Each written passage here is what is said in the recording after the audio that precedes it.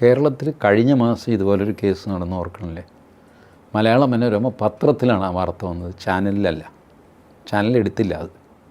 പത്രത്തിൽ വാർത്ത വന്നു, കൂടരഞ്ഞി എന്ന് പറഞ്ഞ ഒരു സ്ഥലത്ത് കൊലപാതകം നടത്തിയത് ഞാനാണ് എന്ന് പറഞ്ഞ ഒരാൾ പോലീസ് സ്റ്റേഷനിൽ വന്ന് പറഞ്ഞു.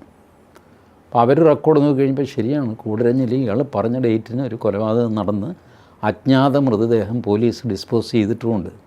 കുറേ ദിവസം വെച്ചുകൊണ്ടിരുന്നിട്ട് അവകാശികളാരും വരുന്നില്ല. അപ്പോൾ അതിൻ്റെ ചട്ടമുണ്ട്, എന്ത് ചെയ്യണം എന്നുള്ളത്, അജ്ഞാത ജഡം എന്താ ചെയ്യേണ്ടത്, അത് അവർ ചെയ്തു. ഇപ്പം ഇയാൾ വന്ന് പറയുന്നു ഞാനാണ് കൊന്നത്. ആരെ കൊന്നു എനിക്കറിയില്ല. ഒരുത്തൻ എന്നെ ആക്രമിക്കാൻ വന്നു, ഞാനൊരു ചവിട്ട് വെച്ച് കൊടുത്തു. അവിടെ അടുത്തൊരു തോടാണ്, ഞാൻ മരണവിപ്രാണത്തിൽ ചവിട്ടി ഉണ്ടായിരിക്കും. ഇവൻ തോട്ടിലേക്ക് അങ്ങ് വീണ് മുങ്ങി ഞാനവിടെ നിന്ന് സ്ഥലം വിട്ടു. പിന്നെ ഞാൻ അറിയുന്നത് പത്രത്തിൽ നിന്നാണ് ഇങ്ങനെ ഇയാൾ മരിച്ചു. ആളാരാണെന്ന് എനിക്കും അറിയില്ല.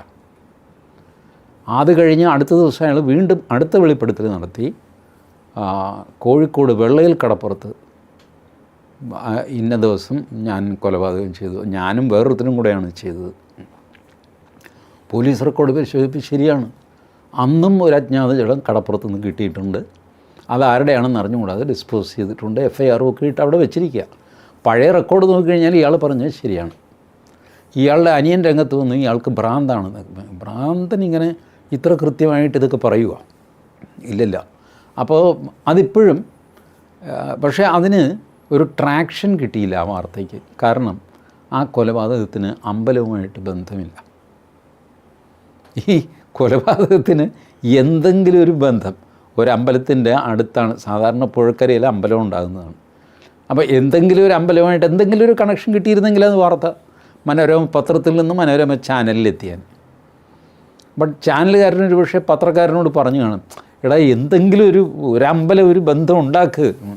ഒരു രക്ഷയില്ല ചേട്ടാ, കോഴിക്കോടാണ്, നമുക്ക് മുസ്ലിം പള്ളിയുമായിട്ട് ബന്ധം. അയ്യോ അതൊന്നും പറ്റില്ല, മുസ്ലിം പള്ളിയായിട്ടൊന്നും ബന്ധപ്പെടുത്താൻ പറ്റില്ല, ഹിന്ദു അമ്പലം ഉണ്ടെങ്കിൽ നോക്ക്, എങ്കിൽ ഞാൻ എടുക്കാം.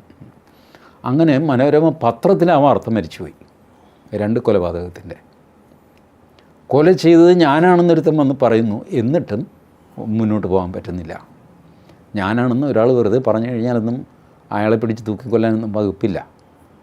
അപ്പോൾ പിന്നെ എന്താ ചെയ്യുക? ഈ ഇതുപോലത്തെ കഥ ധർമ്മസ്ഥലയിൽ നിന്ന് കിട്ടിയപ്പോൾ കേരളത്തിലെ മാധ്യമങ്ങൾക്ക് വലിയ സന്തോഷമായി.